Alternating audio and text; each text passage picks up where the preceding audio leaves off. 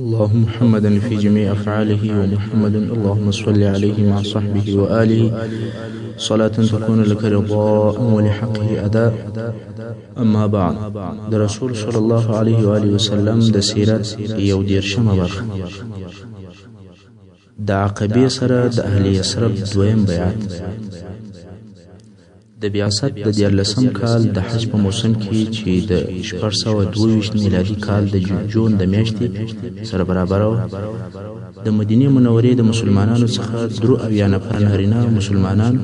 او 2 مسلمانې ښځې د خپل قوم د مشرک حاجانو سره یو ځای د حج د ادا کولو لپاره راووتل.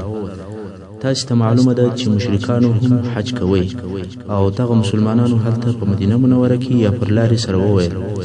څو تر څو به رسول صلی الله علیه وسلم د مکې مکرمې په غرو کې تاریخ ژوند او په تکلیفي حالت کې شپې او ورځې تیروي. کله چې دغه مسلمانان مکې مکرمې ته رالل، د رسول صلی الله علیه وسلم سره د پټ او سری ملاقات غوښتنه وکړه. هغه داسې دغه مسلمانانو 2 نفره و رسول صلی الله علیه وسلم ته ورولېږل چې یو یې برا ابن معروف و او بل سعد ابن مالک و چې دغه سعد ابن مالک د عربو د مشهور شاعرانو څخه و او برا ابن معروف د انصارو د مشرانو څخه و. دوی رسول صلی الله علیه وسلم فرنګ نه پیژندي، خو بیا هم قوم ورولېږل ولورسي په پوښتنه پیدا کړي، ځکه رسول صلی الله علیه وسلم مشهور دی، هر چا پیژندي او د ملاقات وعده ځنې واخلي چې کله او چیرې به د حج په موسم کې سره وینو چې بیعت در سره وکړو. دغه 2 نفره رهي شول او پر لارې پوښتنه وکړه چې محمد صلی الله علیه و سلم چیرې دی. خلکو ورته وویل هلته د کعبې شریف سره ناست دی او که د اکا عباس پیژني هغه ورسره ناست دی. برا ابن معروف د رسول صلی الله علیه وسلم اکا حضرت عباس رضی الله عنه پیژندي، نو کعبې شریف ته چې ورغلی وی لیدل چې رسول صلی الله علیه وسلم د خپل اکا عباس رضی الله عنه سره ناست دی. دوی هلته ورغلل، سلام یې ورته وویل او ورته کښېنستل. رسول صلی الله علیه وسلم هم وعلیکم سلام ورته وویل او بیا پوښتنه ځینې وکړه چې څوک یاست. برا وویل چې زه برا ابن معروف یم او سعد وویل چې زه سعد ابن مالک یم. سعد وایي کله چې ما رسول صلی الله علیه وسلم ته خپل نوم ور یاد کړ، رسول صلی الله علیه وسلم یو جمله وویله چې هیڅ کله مې نه هېرېږي او نه به هېره کړم. هغه دا چې کله ما د ځان د معرفي کولو دپاره خپل نوم ور یاد کړ او ومې ویل چې زه سعد ابن مالک یم، رسول صلی الله علیه وسلم په ډیر تعجب او په اوږده اواز سره وویل هغه شاعر. دغسې په اوږده اواز سره وویل ما ول هو هغه شاعر. څنګه چې سعد بن مالک د مدینې منورې د لوړو او مشهورو شاعرانو څخه و، نو رسول صلی الله علیه وسلم په دې ډیر خوشاله شو چې یو شاعر مسلمانېږي. دا ولې؟ ځکه په هغه وخت کې د یو خبر د نشرولو دپاره دغسې وسایل نه ول موجود لکه د نن ورځې رادیو، تلویزیون، اخبار، مجله او دغسې نور شان. نو د دغو شانو څخه هیڅ شی نه و. په هغه وخت کې د خبر د نشرولو دپاره فقط 2 شان موجود، یو خطیب او بل شاعر. نو کله چې یو شاعر مسلمان سي، دا داسې مثال لري لکه مسلمانانو چې د رادیو یا د تلویزیون یو سټیشن پیدا کړي او یا د اخبارو او د مجلې د چاپولو یو مطبعه پیدا کړي. په هغه زمانه کې د هرې موضوع او هرې واقعې د نشرولو دپاره د شعر اعتبار ډیر زیات و. رسول صلی الله علیه وسلم به په خلکو پسې ګرځېدی، په اسلام به خبرول او اسلام ته به دعوتول، مګر په شعر پسې خپل عرب ګرځي. شعر په خپل عرب یو د بل سر نقلوي، حتی که شعر ښکنځل هم وای خلکو په یادوي او سر نقلوي. ځکه د عربو په طبیعت کې شعر خوښ او د عربو په هر فرد کې که نارینه و که ښځه د شعر د ویلو او د شاعري طبیعت پروت. حتی د هغې ډېرې علاقې په سبب چې عربو د شعر سره درلودله، خبرې چې به دې هر څه ورته وکړي هېرېدلې، مګر شعر چې به دې 1 وار یا 2 وارې ورته ووایي دستي به په یاد شو. دغه یو قصه د مثال پر ډول درته بیانوم، خو دغه قصه بیا وروسته په مدینه منوره کې پیښه شوه چې یو سارایي عرب ورسول صلی الله علیه وسلم ته رالی او مسلمان شو. مسلمانانو لمونځ ور وښوی، لمونځ یې هم زده شو، مګر دا یې هیڅ نه زده کېدل چې د هر وخت لمونځ څو رکعته دي. خلک ورته وایي سهار 2 رکعته دي، ماپښین 4 رکعته دي، خو چې هر څه لمونځ ور وښیي چې بیا یې په ده تېروي دی پکې غلطېږي. بیا رسول صلی الله علیه وسلم ته کښېنستی، ولي یا رسول الله هیڅ مې نه زده کېږي، د هر وخت لمونځ 2 رکعته دي. اوس یې رسول صلی الله علیه وسلم ورښیي، وایي سهار 2 رکعته دي، ماپښین 4 رکعته دي، بیا د مازدیګر، بیا د ماښام، بیا د ماخستن. خو سارایي چې وایي پکې غلطېږي، بیا یې ور وښیي بیا دی غلطېږي. هر څه چې په وکړي بیا هم غلطېږي، نه شي زده کولی. خو دلته یو صحابي موجود و چې شاعر و. هغه وویل یا رسول الله که ستا اجازه وي زه به یې ور وښیم. رسول صلی الله علیه وسلم ورته وویل ورویښه. شاعر وویل اسمع یا رجل، یعنی سړی واوره، ان الصلاة 4 فأربع ثم 3 بعدهن 4 ثم صلاة الفجر لا تضيع. دغه رکعتونه یې په شعر ور وښول، بس دستي یې په یاد او زده شو. مقصد دا چې په عربو کې شعر خاص مقام درلودی. شعر یې په دماغ کې کښېنستی، شعر یې پر ژبو باندې اسانه و، شعر یې په یادولی سوی او یو د بله یې سر نقل کولی سوی. نو کله چې سعد ابن مالک شاعر مسلمان شو، دا د اسلام دپاره ډېره لوی کامیابي ده،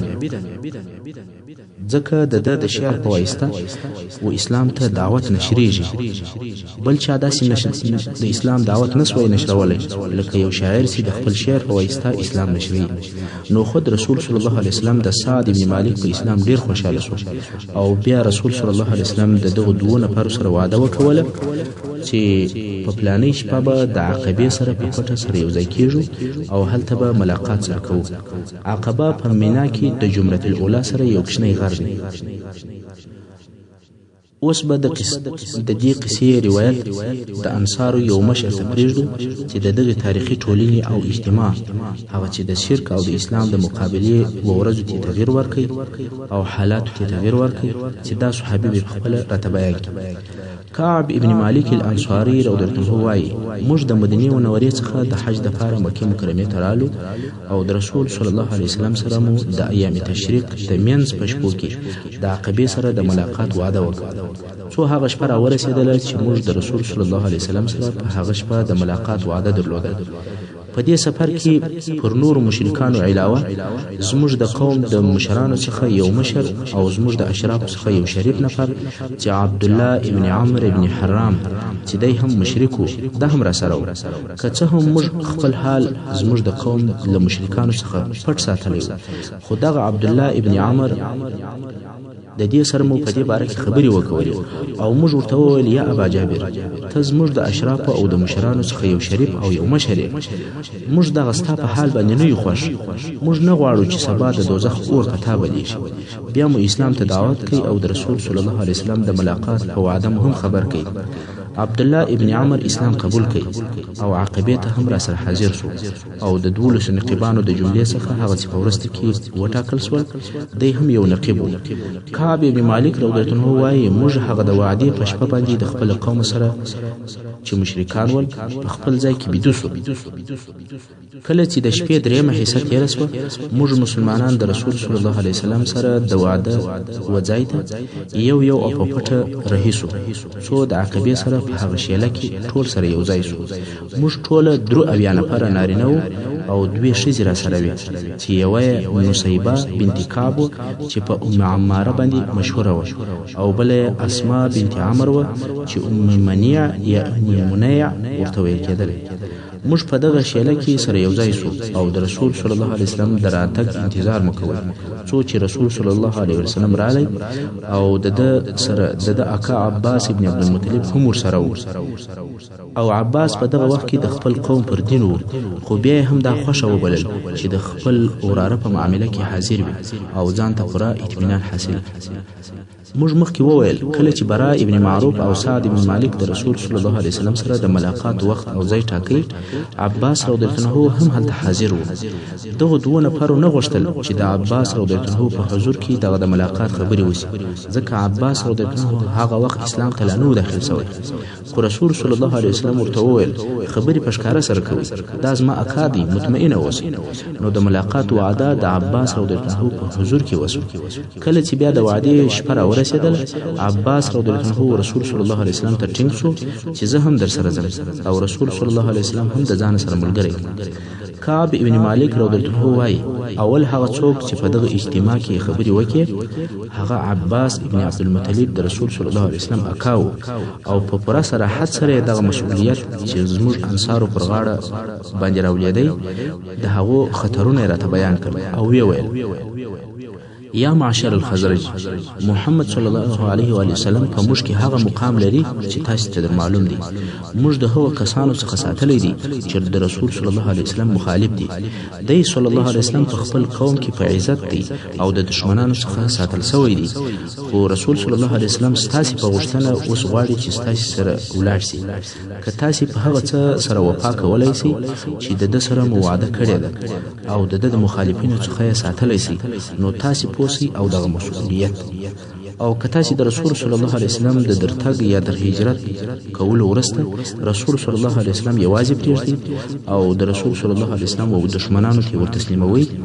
نو د اوسه څخه یې لا پرېږدئ، ځکه دی صلی الله علیه وسلم اوس په خپل قوم او په خپل ښار کې په عزت او ساتنه کې دی. کعب رضی الله عنه وایي موږ و عباس رضی الله عنه ته وویل موږ ستا خبرې واورېدې او اوس ته خبرې وکړه یا رسول الله، ستاسې د دې ځای او د دې خبرې په معنا باندې پوه شوه. د دې مطلب دا دی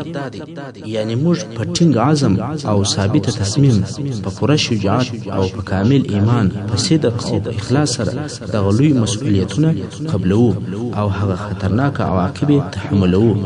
خو یا رسول الله صلی الله علیه و وسلم ته دې خپل شرطونه ووایه. بیا نو رسول صلی الله علیه وسلم خپلې خبرې وکړې او بیعت پای ته ورسېدی. اوس نو په دې بیعت کې څه شی وویل شول او تر بیعت د مخه کومې خبرې وشوې، د دواړو طرفو د خوا څخه څه وویل شول، تاسې ښه متوجه شئ. د مسلمانانو دپاره واقعي اسلام دغسې وي. امام احمد رحمه الله په خپل مسند کې د دغه بیعت مادې یا بندونه په تفصیل سره بیانوي او وایي چې جابر رضی الله عنه وایي موږ و رسول صلی الله علیه وسلم ته وویل یا رسول الله پر چی شي بیعت در سره وکړو؟ رسول صلی الله علیه وسلم وفرمایل اول د ضعف او د قوت په وخت کې به زما اوامر اوري او قبلوي به. دویم د پراخي او د مفلسي په وخت کې به ما او زما ملګرو ته نفقه راکوي. دریم امر بالمعروف او نهي عن المنکر به کوي، یعنی خلق به په ښو کارو امر کوي او د بدو کارو څخه به منع کوي. څلورم د الله جل جلاله په لار کې به ثابت درېږي، په الهي اوامرو کې به د ملامتي ویونکو څخه او د هغو د خبرو څخه نه متاثره کېږي، یعنی د خلکو د ناخوښۍ او د نه رضایت په سبب به الهي اوامر نه پرېږدي. پنځم که زه تاسې ته درلم زما نصرت به کوئ او ما به د هغو شیانو څخه ساتئ چې د هغو څخه خپل ځانونه، خپلې ښځې او خپل اولادونه ساتئ، او د دغو کارو او شرطو د عملي کولو په بدله او په مقابل کې به تاسې لره الله جنت درکوي. کعب ابن مالک رضی الله عنه وایي چې برا ابن معرور رضی الله عنه رسول صلی الله علیه وسلم تر لاس ونیوی او ورته ویل ولهو په هغه ذات سره دې زموږ قسم وي چې ته په حق سره را لېږلی، موږ به ستا داسې ساتنه کوو لکه د خپلو اولادو او د کورنیو ساتنه چې کوو. بیعت را سره وکړه یا رسول الله. په والله موږ په جنګ پوه یو، په جنګ کې پاخه یو او د همت خاوندان یو. موږ ته همت او مړانه د نیکه څخه په میراث را پاته شوې ده. کعب رضی الله عنه وایي چې برا خبرې کولې چې ابوالهیثم ابن التیهان دا رضی الله عنه په خبرو کې ورولوېدی ولیا رسول الله موږ او د خلکو په مابین کې علائق سته او موږ هغه علائق پرې کوو د خلکو سیدل ته د مدینه منورې يهود مقصد نو داسې خو بیا نه پیښیږي چې موږ هغه علائق پرې کو او الله تا او استاد دین لوړ او ښکاره کی او بیا ته موږ پرېږدي او خپل قوم ته راسي رسول صلی الله علیه وسلم تبسم وکي او وی خندل او بیا وفرمایي بل الدم والهدم الهدم یعنی زه تاسو څخه یم او تاسو زما څخه یاست او د هغه چا سره جنگیږم چې تاسو ورسره جنگیږئ او د هغه چا سره صلح کوم چې تاسو صلح ورسره کوئ پس له هغه څخه چې د بیعت پر شرطو خبرې وسوي او اوس مسلمانان غواړي چې په بیعت کولو شروع وکړي بیا هم دوه نفر د هغه اولو مسلمانانو څخه چې د بیعت چې د بیاست په 11 او 12 کال کې مسلمانان شوي ول یو په بل پسې د خبرې کولو لپاره ولاړ شول اوس غواړي چې خپل قوم ته دغه بیعت پر مسؤلیت او خطرونه وښکاره کړي دا د دې لپاره چې دغه بیعت په پوره وضاحت او په ښکاره ډول سره وشي او دوی پوسي چې د دوی قوم د تضحیه او د قربانۍ لپاره څونه آمادګي لري ابن اسحاق رحمه الله وايي کله چې قوم د بیعت لپاره آماده شو عباس ابن عباده رضی الله عنه وویل تاسو په هیږي تاسو دغه سړي سره پر چیش بیعت کوئ قوم وویل هو دویل تاسو د خلکو د تورو او د دوی سره پر جنگ کولو بیعت کوئ که تاسو په دې فکر یاست چې کوم مالونه په یو مصیبت تباس ور یا تاسو اشراف او مشران ووجل بیا نو تاسو د یو دشمنانو ته تسلیموي نو د اوسه خیالات ځکه بیا دا کداسي وکوي دا کار په ولا د دنیا او د آخرت شویدل دي او که تاسو په ځانو کې دا قدرت ویني چې د مال په تاوان او د مشرانو په وجل کېدو د دې سربېره د دې خطرو سربېره پر دغه شرایطو وفا کوي نو یې در سره بوزي او په ولا د ستاسو لپاره د دنیا او د آخرت خیر دی قوم وویل موږ د مال په تاوان او د اشراف او د مشرانو په وجنه قبلو او را سره بیا قوم وویل یا رسول الله که موږ دغه کار وکړي د هغه په بدله کې موږ ته چی شرا کول کیږي یعنی که موږ دغه شرطونه پر ځای کړ نو ته موږ ته چی شرا کوي رسول صلی الله علیه وسلم وویل چې ستاسو لپاره جنت دی د دنیا د شان څخه هیڅ شی نه وريات کوي چې یا به خلافت ستاسو وي یا نور د دنیوي شان بلکې خالی وویل چې تاسو لره به جنت ترکول کیږي قوم وویل چې لا نقیلو ولا نستقیلو یعنی بس پر دغه مفیصله ده نه به موږ عذر کوو او نه ته بیا نو قوم وویل لاستې د بیعت لپاره راک جابر رضی الله عنه وایي چې موږ د بیعت لپاره ورولاړ شو په دغه وخت کې اسعد ابن زراره رضی الله عنه د رسول صلی الله علیه وسلم لاس ونیول او دای په دغه درو او یا نفرو کې په عمر تر ټولو کشرو او وی ویل یا اهل یثرب اے د مکه خلک د مدینه خلکو په قرار سره موږ دته اوشان نه حلالو چې دا فقط یو مهماني ده بلکې موږ په هیجو چې دا رسول الله دی د دبیول او د ځان ملګری کول د ټولو عربو سره د روابط او د علاقاتو شکول دي ځکه په هغه وخت کې ټول عرب مشرکان او ستاسو د اشراف وجل کېدل دي او تاسو به د عربو توري جوړي یا به تاسو پر دغه ټولو خطرو او مشکلاتو صبر کوئ نو یې بوزي او تاسو اجر او ثواب پر الله دی یا به تاسو پر خپل ځانو بیریږي نو یې پرېږدي او د الله په حضور مو دا عذر دی پس له دغه ټولو تاکیداتو صریحه او ښکاره خبره چې ټولو په تاکید سره د بیعت قبول کړي د عقبې د دویم بیعت د لاس په ورکولو سره شروع راوی د قصې جابر رضی الله عنه پس له هغه څخه چې د اسعد ابن زراره دغه قول بیان کړي وای قوم ورته ویل یا اسعد لاس دې استکه او والله موږ دغه بیعت نه پرېږدو او نه پر پښیمانه کیږو دلته نو اسعد رضی الله عنه په دغه لار کې د قوم د قرباني او د استقامت اندازه ور معلومه شو او پر هغه یقین شو اسعد رضی الله عنه چې د مصعب ابن عمیر رضی الله عنه په ملګرتیا په مدینه منوره کې اسلام ته هغه لوی داعی او بلونکی او اوس هم دغه بیعت کوونکو دینی رئیس دی نو خود دی هغه اول نفر چې د رسول صلی الله علیه وسلم سره بیعت وکړ او بیا نو عام بیعت شروع شو جابر رضی الله عنه وایي موږ یو ور ولاړېدلو او د رسول صلی الله علیه وسلم سره مو بیعت کوئ او موږ ته یې د دغه بیعت په مقابل کې په جنت سره وعده راکول موږ مګر د هغه دوو ښځو بیعت چې زموږ سره دغه اجتماع ته حاضرې سوي وي د خولې په خبرو سره و رسول صلی الله علیه وسلم هیڅکله نامحرمې ښځې ته نه د بیعت دپاره نه د ستړې مسې دپاره لاس ورکړی دی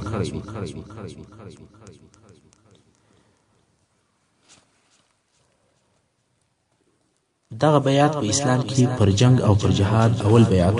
او دغه بیعت ته په سیرت او اسلامی تاریخ کې بیعت العقبه الثانیه ویل کېږي اوس به دا بیان درته وشي چې 12 نفره نقیبان څنګه وټاکل شول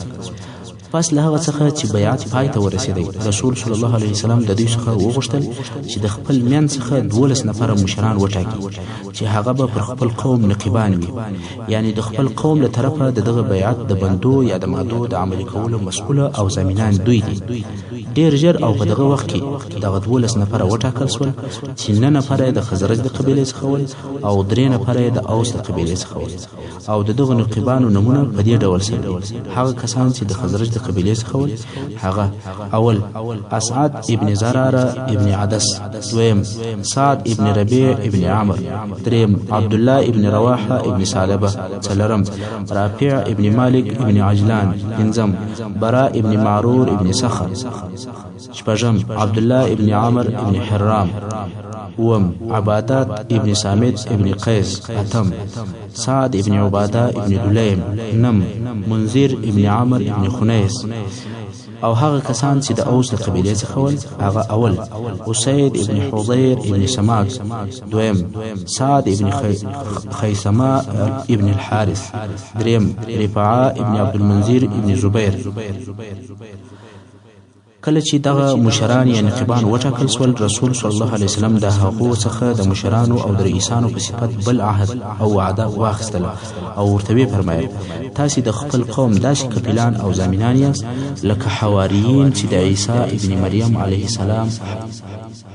ضامنان او کفیلان ول هغه ویل هو بیا رسول صلی الله علیه وسلم وفرمایل چې زه د خپل قوم کفیل او ضامن یم دلته به دا بیان درته وشي چې شیطانان په دې بیعت باندې خبر شول اوس چې عهد او بیعت پای ته ورسېدی او قوم غواړي چې سرجلا سي په دغه اخرنیو وختو کې د شیطانانو څخه یو نفر دغه مجلس او د هغه نتیجه کشف کړه او شیطان د وخت د لږوالي په سبب نسوي کولای چې د قریشو مشرانو ته دغه خبر ورورسي او هغه ناڅاپه دلته د غشیلیت د دوی و اجتماع ته راولي نو دغه شیطان پر یو لوړ غونډۍ باندې ودرېدی او په لوړ اواز سره نارې کړې یا اهل الجباجب یا اهل الجباجب هل لكم في مزمم والصبأة معه قد اجتمعوا على حربكم یعنی ای د خیمو خلقو ای بدو خلقو آیا تاسې خبر یاست چې مزمم او هغه خلقو چې د دینه اوښتي دي ستاسې پر جنگ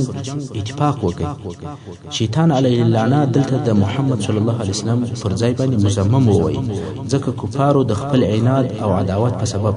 د محمد صلی الله علیه وسلم نوم و مزمم ته اړولی محمد د حمد څخه دی چې ترجمه یې دا ده چې ښه پر ویل سوي دوی دا محمد و مزمم ته اړولی و یعنی چې بد پر ویل سوي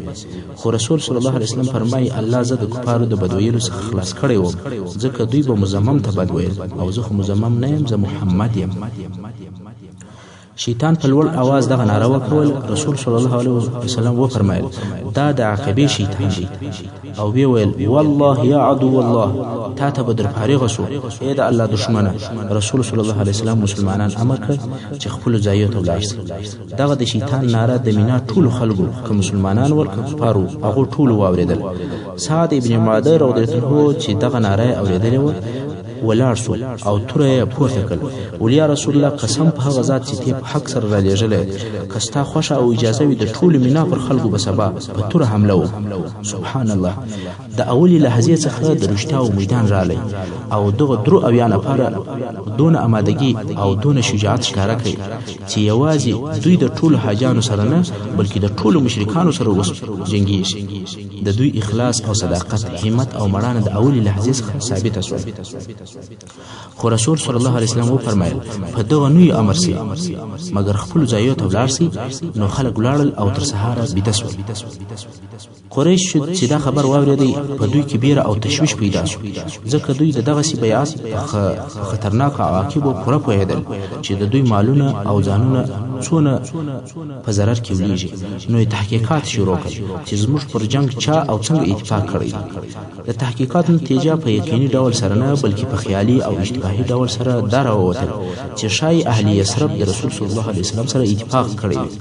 په سهار کې قریشو چې کوم مشران ول سره راټول شول د اهل یثرب خیمو ته ورغلل چې پر دغه معاهده خپل شدید احتجاج وړاندې کړي. نو یې ورته وویل یا معاشر الخزرج، موږ ته خبر راغلی دی چې تاسې دغه زموږ نفر ته راغلي یاست، زموږ څخه بیا یاست او د ده سره مو زموږ پر جنگ بیعت کړی دی. او په والله په ټولو عربو کې داسې قوم او کلی نسته چې موږ ته د هغو سره جنگ ناخوښه وي بې له تاسې. یعنې د هر چا سره مو په جنگ او په دښمني کولو پروا نه کېږي بې له تاسې څخه،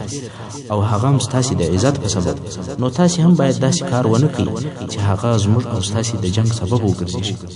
د خزرج د قبیلې مشرک او کافر حاجان چې په دغه واقعه او بیعت هیڅ نه ول خبر، ځکه دا کار په ډیر سري ډول سره د شپې په تاریکۍ کې پای ته رسېدلی. هغو په قسمو شروع وکړه، وایي په والله هیڅ نه ده پیښه سوې او موږ په هیڅ نه یو خبر. خو قریش و عبدالله ابن سلول ته ورغلل، هغه هم ورته وویل دا ناحقه خبرې دي،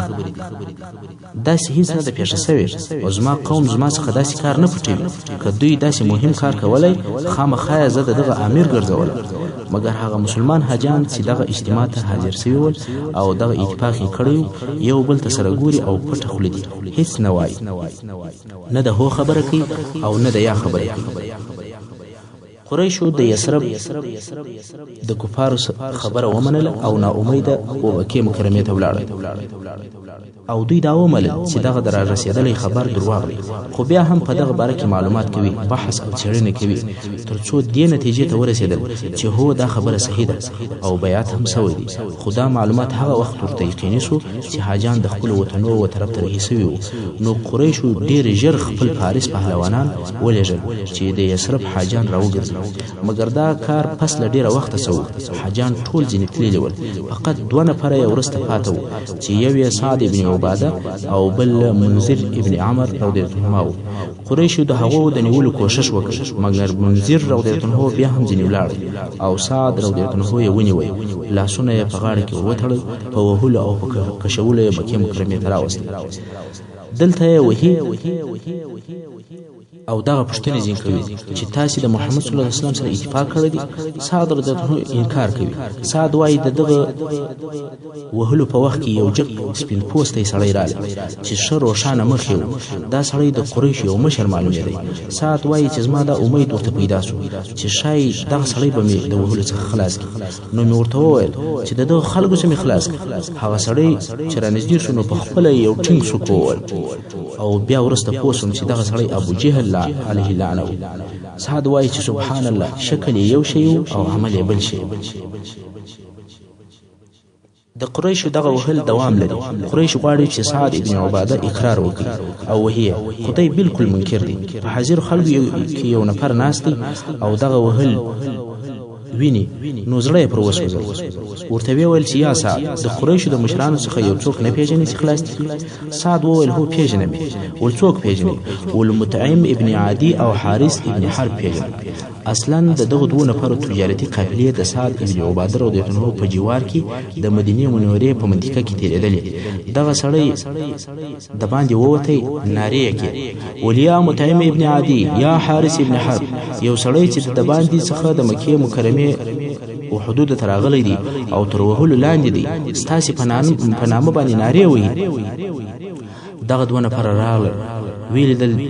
چې دغه نفر د مدینې منورې د مشرانو څخه یو مشر سعد ابن عباده دی او اوس ویل کېږي. نو یې جوار ورکړ. سعد رضی الله عنه د وهلو څخه خلاص شو او بیرته مدینې منورې ته رهي سو. هلته په لاره کې بیا انصار متوجه دي چې سعد نسته، نو یې دا اراده وکړله چې بیرته مکې مکرمې ته راوګرځېږي. په دغه وخت کې سعد چې ورسېدی نو ټول قوم صحیح او سالم مدینې منورې ته ورسېدل. دا د عقبې سره 2یم بیعت وو چې بیعت العقبة الکبرى ورته ویل کیږي. محترم اوریدونکو، څنګه چې وخت پای ته ورسېدی، زموږ پاته بحث د سیرت په راروانه برخه کې واورئ. وصلی الله تعالی علی خیر خلقه محمد و آله و اصحابه و اهل بیته اجمعین.